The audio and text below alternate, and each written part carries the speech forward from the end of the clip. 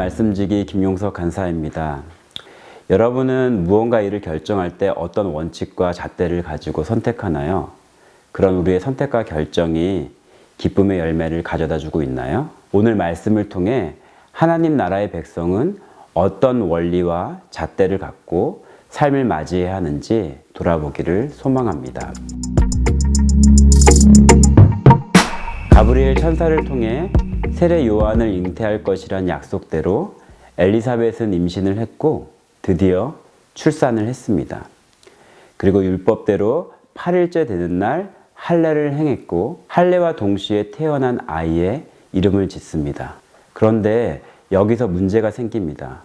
아마도 그 자리에 모였던 대다수의 이 이웃과 친족들이 그 아이의 이름을 아버지를 따라 사가랴로 장명할 것을 제안한 것 같습니다. 그런데 엘리사벳이 이를 반대합니다. 사가랴가 아닌 요한으로 지어야 한다고 말합니다. 주변 이웃과 친족들이 이에 수긍하지 못했는지 이번에는 엘리사벳의 남편인 사가랴에게 직접 묻습니다. 그런데 여러분, 지금 사가랴는 어떤 상황이죠? 말을 할 수가 없는 상태죠. 이전에 가브리엘 천사가 세례 요한의 잉태를 약속했을 때 사가랴는 그것을 믿음으로 받아들이지 못했고 그 불신앙의 결과로 말 못하는 자가 되었습니다. 그래서 사람들이 서판에 직접 아이의 이름을 이렇게 써달라고 요청을 합니다. 그리고 놀랍게도 그는 엘리사벳과 똑같이 요한이라는 이름을 적어냅니다. 그러자 어떤 일이 벌어졌죠? 먼저는 사가랴의 입이 이렇게 열리고 혀가 풀려 하나님을 찬송했다라고 말씀합니다. 뿐만 아니라 그 자리에 모여있던 이웃과 친족들이 놀라고 두려워했습니다. 오늘 본문을 통해 우리는 하나님이 사가랴에게 또 다른 기회, 세컨 찬스를 준다는 것을 알 수 있습니다.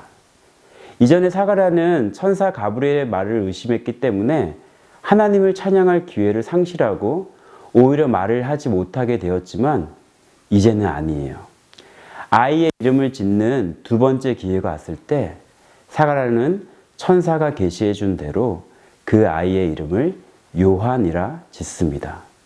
주변 사람들의 반대와 장애물이 있었지만 믿음으로 하나님의 뜻을 받들며 순종하는 모습입니다.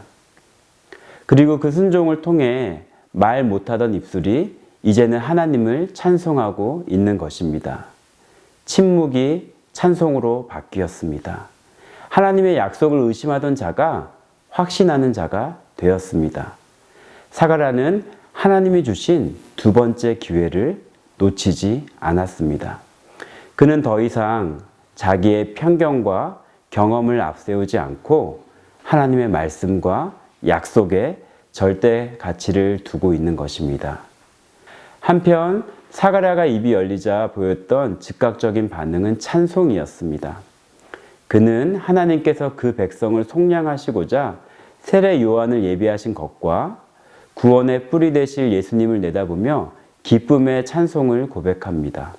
사가랴는 하나님이 행하신 이 복된 일 앞에 무덤덤해하지 않았습니다. 요즘 현대인들이 중독된 세 가지를 일컫는 용어가 있는데 이른바 카페인이라고 합니다. 먹고 마시는 그런 카페인이 아니라 우리가 매일같이 눈으로 보고 귀로 듣는 카페인, 바로 카카오톡, 페이스북, 인스타그램을 말합니다.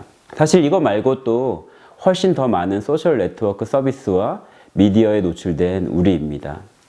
즉각적인 즐거움, 순간적인 재미에 취하다 보면은 시간 가는 줄 모릅니다. 하지만 이런 인스턴트식의 즐거움과 찰나의 순간의 재미에만 길들여지다 보니 오히려 우리는 어지간한 일 앞에 충분히 기뻐하는 힘을 잃어가는 것 같습니다.